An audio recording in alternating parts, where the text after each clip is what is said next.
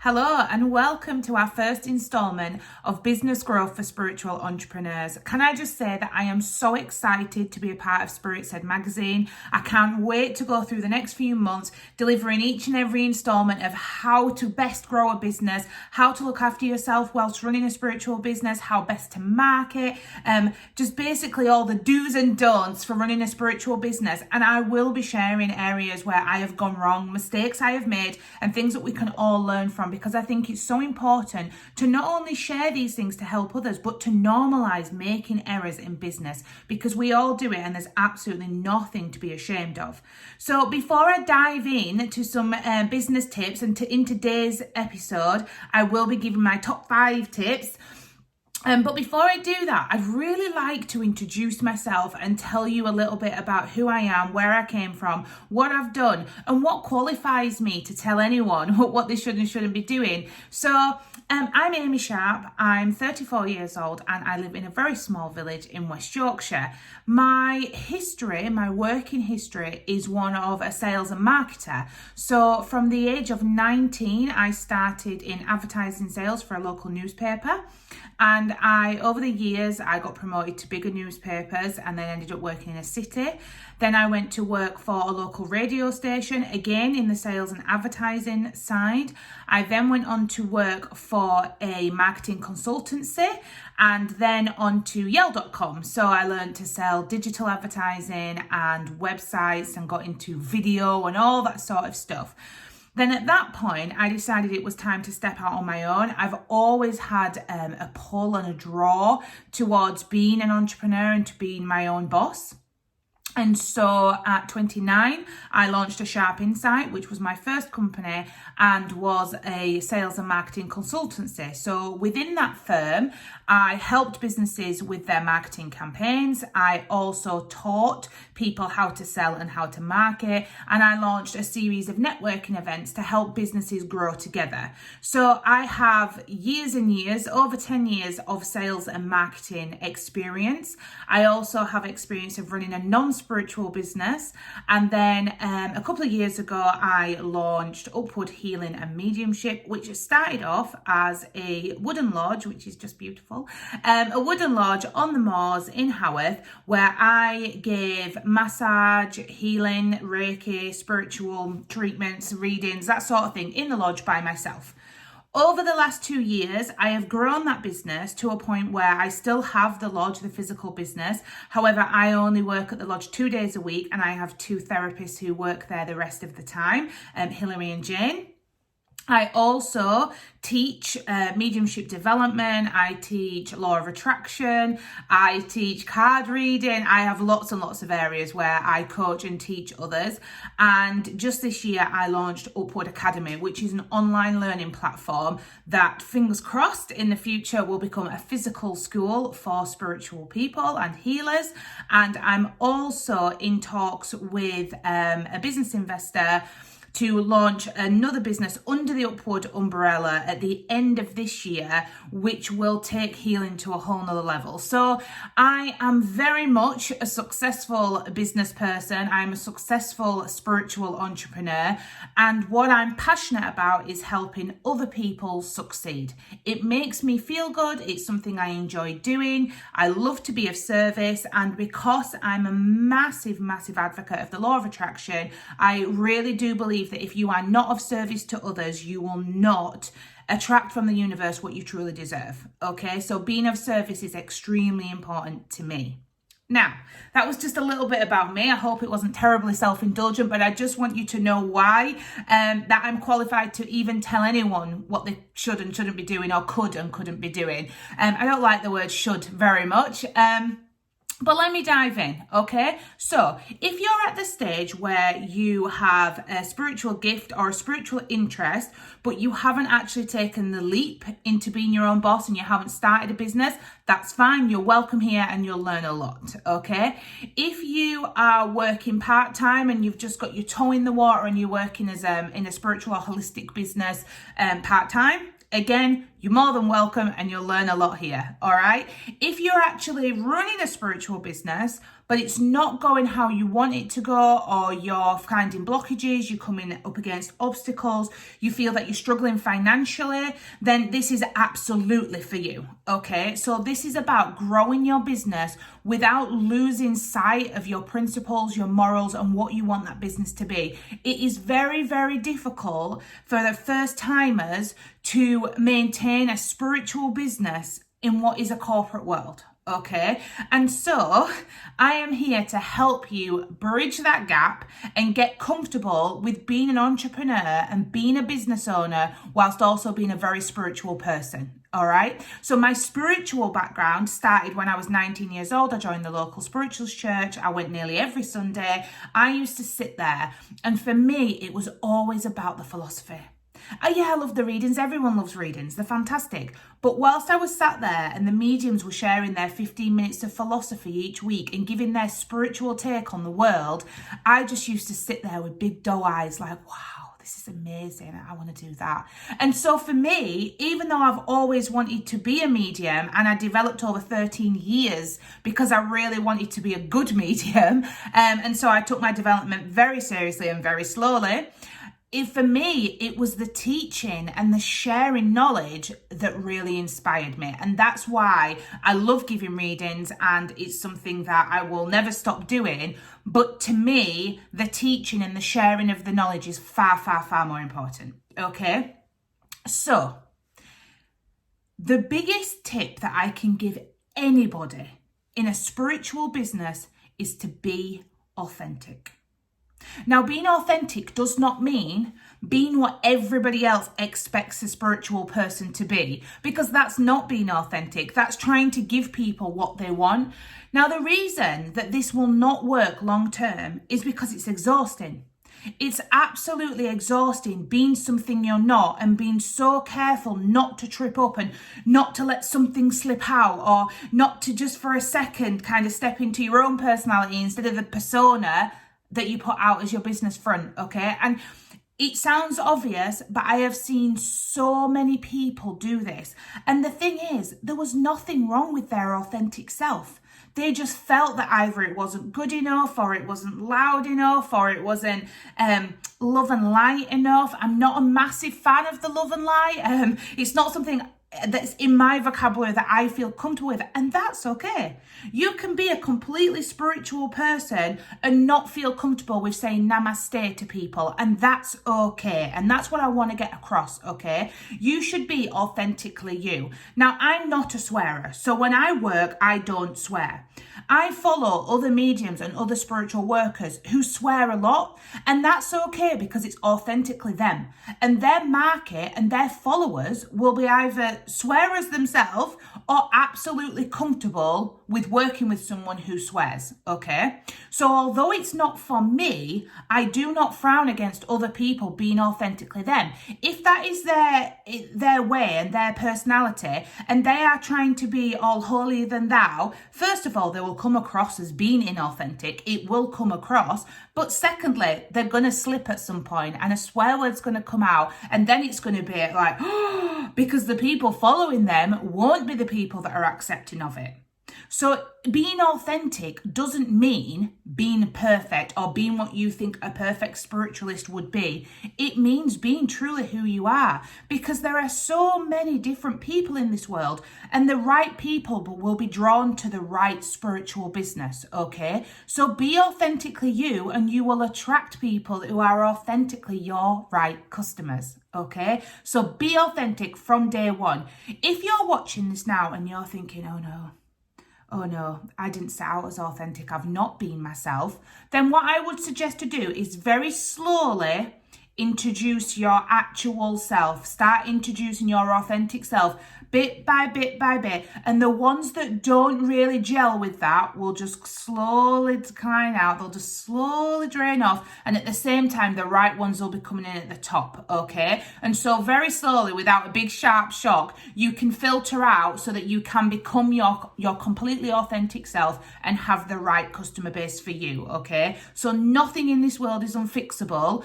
But if you want long-term business success and growth, you really need to be authentically you, whatever authentically you is, okay? Right. Tip number 2, graft.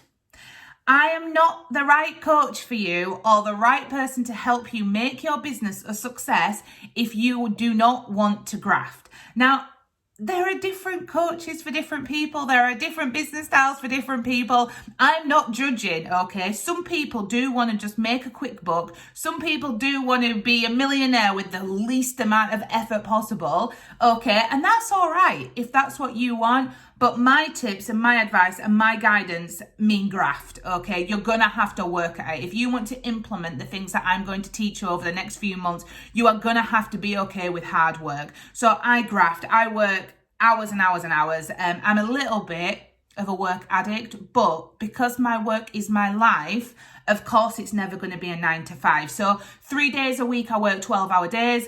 The rest of them, I make sure that I don't, so that I have time for the children and for my family. But I found a balance that works for me. But you have to graft, okay? You have to get yourself out there. You have to be seen, and that takes work. You have to build relationships with other people that can support your work and that you can support theirs. So you're building a strong community. That takes time and effort, okay? You have to be of service. So for me, that's giving out free readings, running a group that supports awakening people. So all that is time consuming and it's graft, okay? So yes, I am, touch wood, very successful. My business is growing rapidly. My reputation precedes itself. People have great things to say about me. People want to work with me. That's all amazing, but I work so hard, it has not been handed to me on a plate.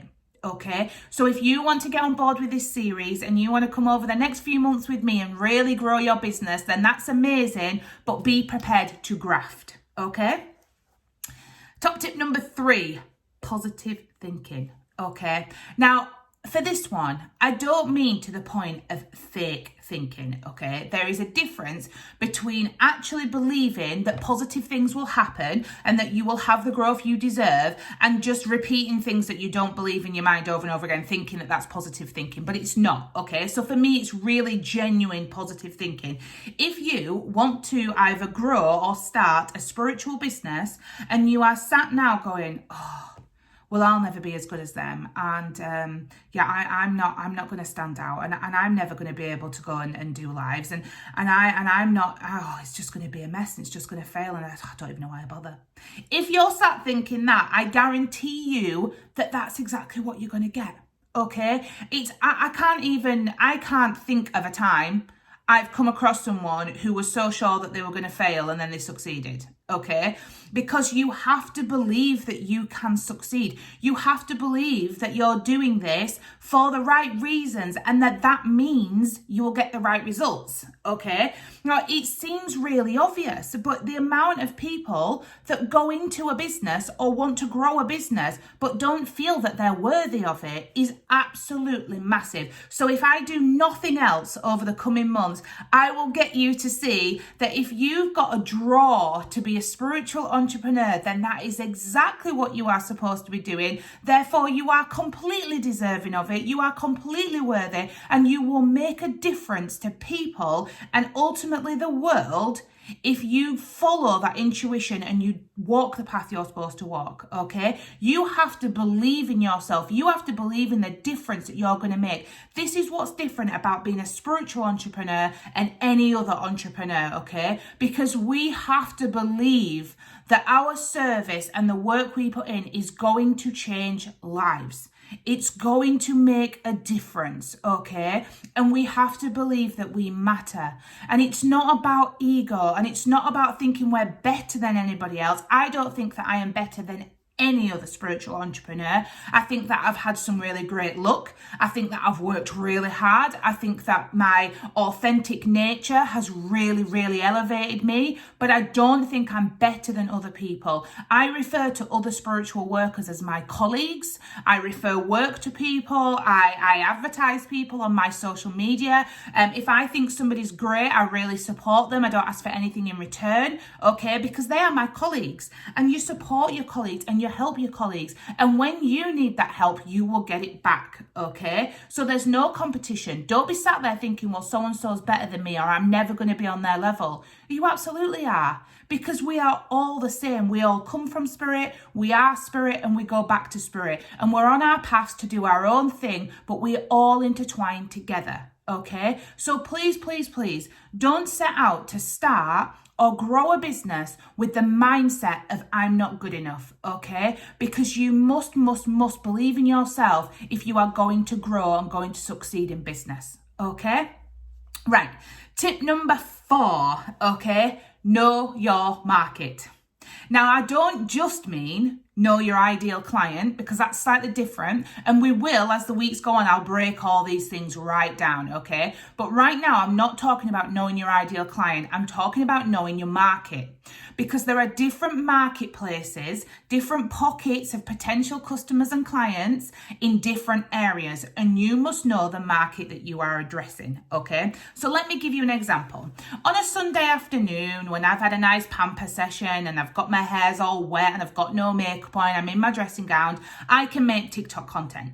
I can go on TikTok and I can pull some cards, I can answer some questions for people. They're absolutely fine with that. In fact, TikTok welcomes that sort of content, and the market on TikTok are completely comfortable with a medium giving them a card in the dressing gown. Completely acceptable, and that will grow in reach. It will reach a lot of people. It will get great numbers.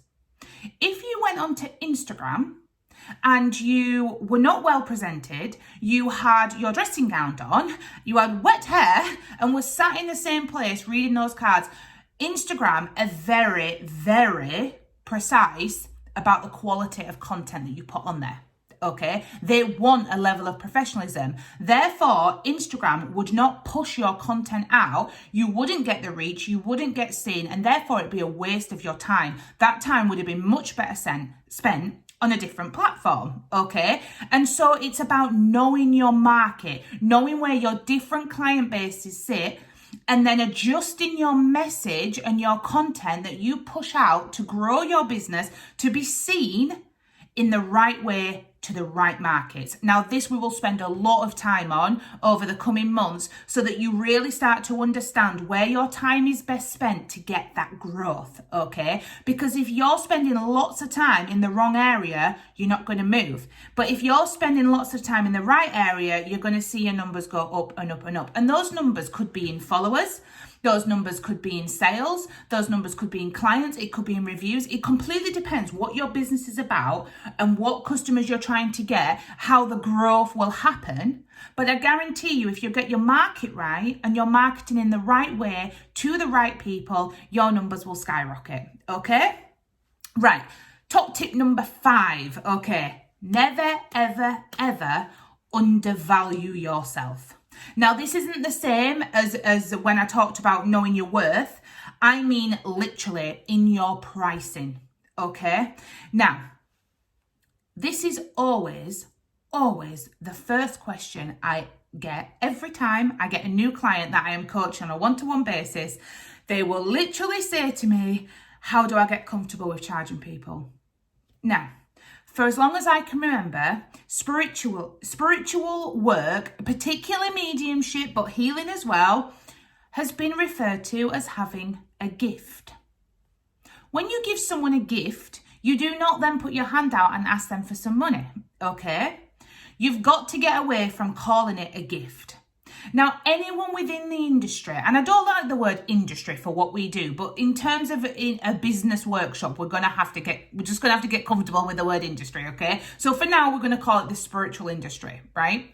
When you're in it and everyone else who's in it, we all understand that sadly, it's not quite as much as, well, someone got a magic wand out and then gave me this magical gift where I can suddenly speak to spirit and I can do healing and all this stuff. We work hard to be able to do this. Think of the financial investment you've made in yourself, okay? So for your mediumship development, for your Reiki attunements, for your aromatherapy courses, for all the different things. I mean, if I sat here and calculated how much money I have spent in development, going to circles, the years in church, you pay when you go in to sit and listen to the philosophies, the books that I've bought, the courses that I've been on, the qualifications that I've gained, the money that I had to invest to actually start up a business that's got a physical presence. Like, the amount of investment that I have made in myself, and that I have got no doubt you have made in yourself, and you will continue to do so, it's not something we've been given for free. So it is not something that we can realistically give away for free. Now, to a point, I think we should all be of service. So I will always do lives where I give free readings. I don't ask for donations. I don't ask for people to give me stars that equate to money. I go on there and I do those things for free. I run a group called Awaken with Amy for people who are awakening and they're confused. And I put videos in there sporadically with free content, you know, how to get to know your spirit guides, things like that. I also do a Monday motivation where I get everyone perked up and going. So those are the things that I give away for free. Okay, so there might be a situation where you go, okay, I need to charge for this service. I need to make sure my business pays for itself, because you'll have a mortgage or you'll have rent, you've got bills, you've got kids to feed, you've got yourself to feed, you know, you've got a car to run, you need money to live. And if you don't earn the right amount, your business will fold and you'll have to go back into full-time work or part-time work or whatever it is that you do. And if I was working full-time selling advertising, I'd barely have any time to give anyone any readings. So actually, to be of service and to do the work that people want from me, I've got the market, you know, they want this work from me. To be able to give it, I have to charge for my time. Okay, and my time is just as valuable as a plumber's time.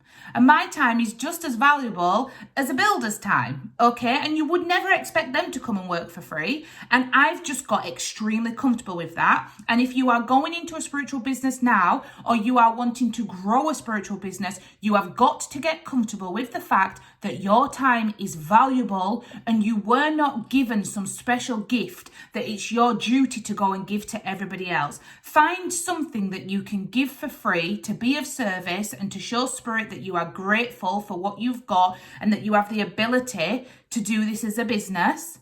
But for the rest of the time, do not undervalue yourself. Do not sell your service for less than it's worth, okay? Genuinely ask yourself, what would I pay for this service, and charge that, okay? Get comfortable with it. The other thing to remember is that money is energy, okay? Because I am energy, you are energy, the chair I'm sat on is energy, money is energy, okay? When you are giving out healing or you are giving out mediumship, you are using your energy. Money is energy, so all you've got is a circle of energy. You've just got a transfer of energy. And actually, if the energy that you're putting out stops there because no money comes back in, you'll actually burn out. You need an exchange of energy. Now, the only exception that I have for this, and it's one that I use quite a lot because I really, really like to help people kind of get a leg up. And then there's been times where I've needed a leg up. So the other alternative for this is a trade-off. Now, this is something that I've done quite a lot. So I will say, okay, I will give you 4 hours of my time in giving you some coaching to help you grow your business if you give me 4 hours of your time to design my logo, for example, okay? It's still a fair exchange of energy because you're both gaining from the situation. Neither one of you is going to get burnt out or taken advantage of because there's a fair exchange, but I haven't undervalued myself either, okay? So something to get really comfortable with before the next installment of Business Growth for Spiritual Entrepreneurs is get comfortable with charging what you are worth, okay? If you're struggling with this, please, feel free to get in touch with me. If you've got any questions, you can get in touch with me and I will answer them. But you can ask other people, do you think this is a fair price? Would you be happy to pay this? And once you have a price that you are comfortable with, stick to it. Don't let people guilt you into lowering that price or giving it for free because so many will try. And you know what? Those are not the right customers for you. So never be afraid of, well, if I don't lower the price, they'll go somewhere else. Let them go somewhere else. That's not the sort of energy you want to work with anyway, okay? Because if you undervalue yourself, they will undervalue you. All right. So for our first installment, I've kind of come to a comfortable end. I've given you 5 top tips to work with and to think about. And next month, we're really going to hit on marketing and the different areas of marketing, the different markets, how to approach them, what works, what doesn't. I'm going to tell you some of the errors that I've made. We'll have a fun session next month. Thank you so much if you've stayed and watched this whole video. I hope you enjoyed it. And thank you again to SpiritSaid magazine for letting me be a part of this. See you next time.